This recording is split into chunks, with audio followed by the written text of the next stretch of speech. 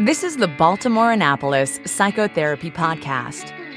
The information shared in this podcast is not a substitute for seeking help from a licensed mental health professional.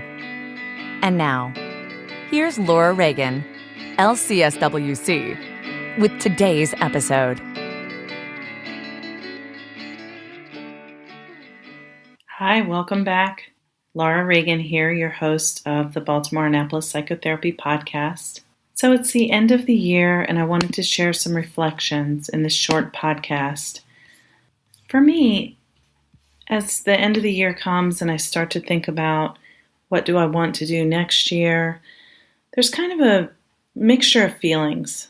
I feel hopefulness, excitement, but also worry, dread, and maybe even a little bit of shame about what I should have done over the past 364 days, what I should do and maybe might feel doubtful about being able to do in the year ahead. Those feelings of worry and shame squelch the excitement and anticipation of a new year filled with possibilities. Even though the calendar is changing over tomorrow to a new year, every day is filled with possibility. I decided last year around this time that resolutions don't work for me. Rather, I want to begin each year with intentions for the year ahead. A lot can change in a year, and your intentions can evolve as the year progresses. I've been reflecting on the past year. Professionally, I've achieved the goals I've set for myself and many more. For example, I don't think in January of last year I was really expecting to have launched a podcast in 2015. It was an idea I was toying with, and I may have even told people about that idea, but there was definitely a part of me, a scared, insecure part, that did not think it would happen. Obviously, that part of me was wrong, and I'm really glad I didn't let those fears stop me from moving forward. It's kind of a good reminder that those fears are just fears. It doesn't say anything truthful about what your reality is. I've been very happy with the success the podcast has had so far, and I have great hopes for it to expand even more in 2016. Another thing I did in 2015 that I really hadn't thought about as of last December 31st is going to California for the first time. Might seem small to some people, but when you live on the East Coast, the West Coast seems really far away. At least it did for me. Now it doesn't. And it's definitely a place I want to go back to. It's kind of that idea of when you think small, like, oh, I can't do big things like that. Go to a place that I've always wanted to visit. That's not for me. Well, it's not true. We can do anything. I also started sensory motor psychotherapy training, which I had not planned to do as of last December 31st. So the point I'm trying to make is I may feel unsure right now of whether I'll be able to accomplish what I want to in 2016, but the year will unfold with surprises that will surpass what I can envision doing now. That is, if I'm open to it. And with that in mind, my intentions for 2016 are to enjoy music, allow self-love, practice present moment awareness, and listen to my body. I'm actually capable of doing all of those things because they're all within my control, and there's no getting them wrong. So I can sit down next December 31st, 2016, and say, did I enjoy music? And look back and think, yeah, I went to this great concert and that. I listened to this new album that I loved. Did I allow self-love? Did I treat myself with kindness?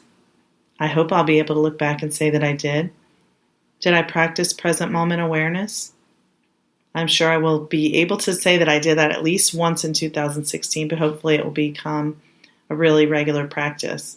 And did I listen to my body? Which for me is really a big part of allowing self-love, just tuning into what my body is telling me and acting accordingly.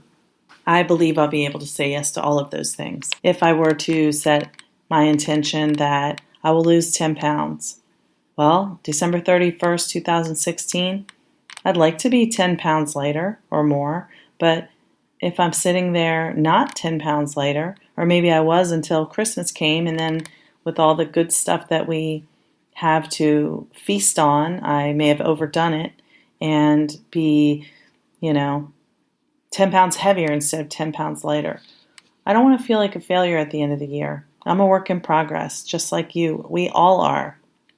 And it's not setting low expectations, it's recognizing that I'm human. So what do you want to achieve in 2016? Are there any intentions you can set for yourself in the coming year which will allow you to feel a sense of accomplishment on December 31st, 2016? What would it look like if you set your intentions with love rather than self-criticism? Feel free to go on over to my blog at laurareaganlcswc.com/connectwithyourtrueself-blog, or just go to my website and click on blog. However you get there, I'd love to hear your comments about what intentions you're setting for yourself and if it will be different for you to set intentions with love rather than self-criticism. And as always, if any of your plans for 2016 include working on healing your trauma, feelings of unworthiness, that's one I can help you with if you live in Maryland.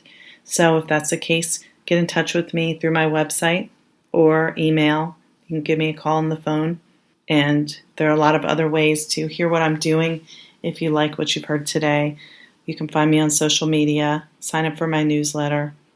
Looking forward to hearing from you in 2016, and Happy New Year.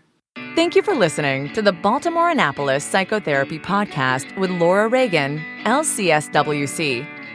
For more, visit Laura's website, www.laurareaganlcswc.com.